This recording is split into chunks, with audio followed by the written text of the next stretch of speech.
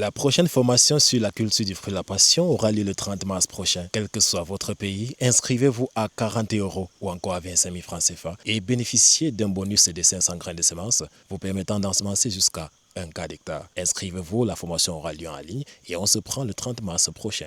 Comment entretenir ces plantes en pépinière? Dans cette vidéo, nous allons vous montrer les étapes ou du moins la conduite à tenir pour entretenir ces plantes lorsque ces dernières sont en pépinière afin de disposer des semences de qualité prêtes pour la transplantation. Donc la première étape consiste tout simplement à effectuer un contrôle systématique chaque fois que vous arrivez en plantation ou bien lorsque vous arrivez à la pépinière. Donc chaque fois que vous arrivez à la pépinière, il faut effectuer une inspection systématique. Comment est-ce que l'inspection devrait se faire? Pour faire l'inspection, nous allons faire ensemble. L'inspection consiste à vérifier déjà si la plante est étouffée, comme vous le voyez là par des herbes non désirables. Si c'est le cas, vous essayez tout simplement de les enlever. Ça, c'est le premier rôle de l'inspection systématique de vos plantes. Donc, vous observez là, vous inspectez là, vous vous rassurez que la plante n'est pas en compétition avec les herbes telles que vous voyez. Vous les enlevez. Le deuxième rôle de l'inspection consiste à vérifier si à jamais il y a une attaque.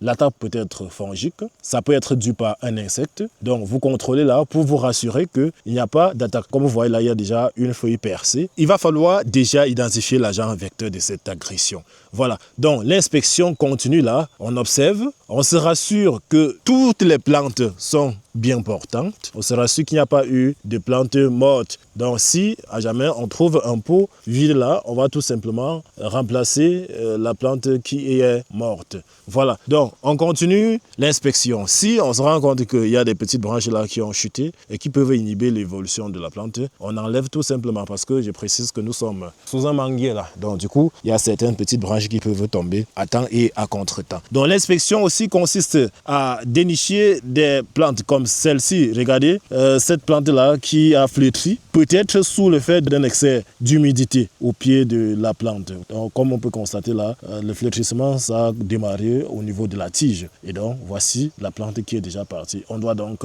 remplacer. Donc le suivi est très important parce que si on ne contrôle pas pour dénicher ou bien pour détecter justement ces plantes-là, on va peut-être effectuer des calculs qui seront à la fin biaisés parce que si par exemple le bloc ici a 100 plants, parmi les 100 plants là, il y a quelques plants comme ceci qu'on a déjà perdus. Donc à la fin, on pourra faire des calculs biaisés, donc basés sur des données qui sont en quelque sorte biaisées. Donc on contrôle là pour remplacer. Donc il va déjà falloir mettre le trou parce que le plan va venir pour le remplacement. Donc ça c'est l'opération de contrôle. Vous voyez là, il y a jusqu'à 2 plants qui sont mortes. Ça veut dire qu'il y a forcément un problème au niveau de ce pot. Vous voyez, voici la première plante qu'on a semée, on l'a perdue.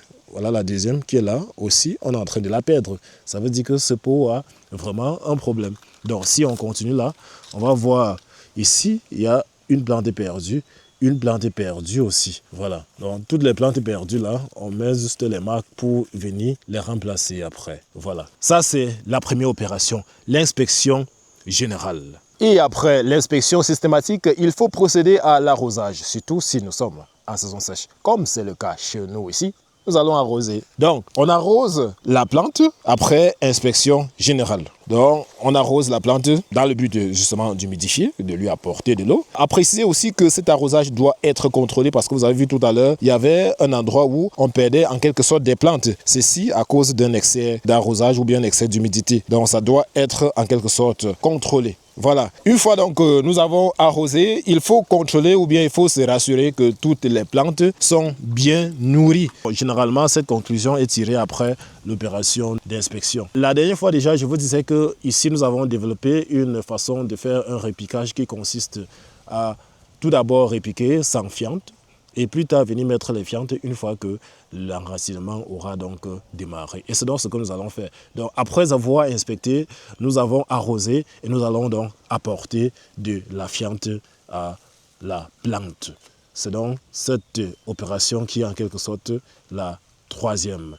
Voilà. Donc lorsque vous mettez là, il faut prendre toujours le soin d'écarter la fiente de la plante pour éviter que ce dernier ne soit brûlé sous l'effet de la chaleur émise ou bien dégagée par la fiente lorsqu'elle sera en contact avec l'eau et le soleil. Donc, ça c'est la troisième opération.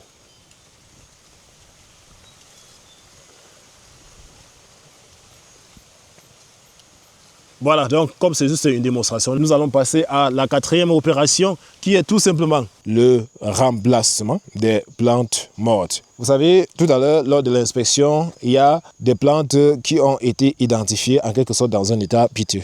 Ce qu'on fait donc à ce niveau, c'est tout simplement de les remplacer.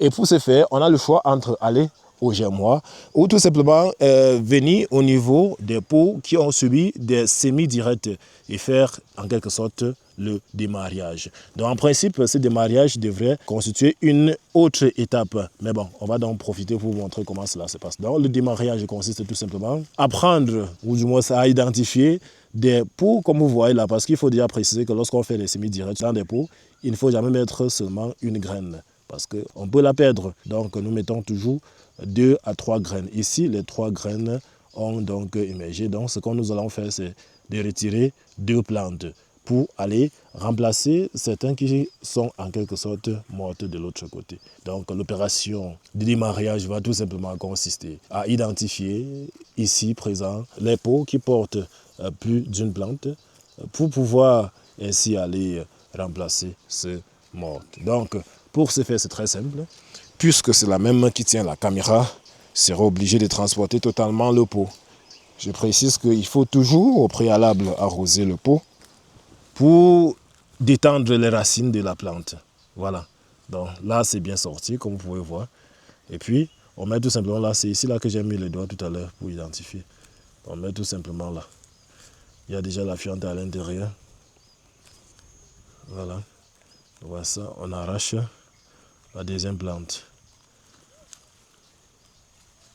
On arrache la deuxième plante. Où est-ce qu'il y avait un autre trou là? Ou bien un autre pot? Voilà, c'est ici qu'on avait perdu une autre plante. On met là. Voilà. Parfait. Donc l'opération peut continuer. Hein. Le but était juste de vous montrer que le plus important n'est pas d'acheter les graines et d'aller mettre en pépinière et de les laisser se développer tout seul. Voilà. Donc lorsque vous mettez les graines, vous faites le repiquage, il faut prendre le soin aussi de soigner ou bien de suivre les plantes qui sont en pépinière. Ceci dans le but de disposer les plantes de qualité.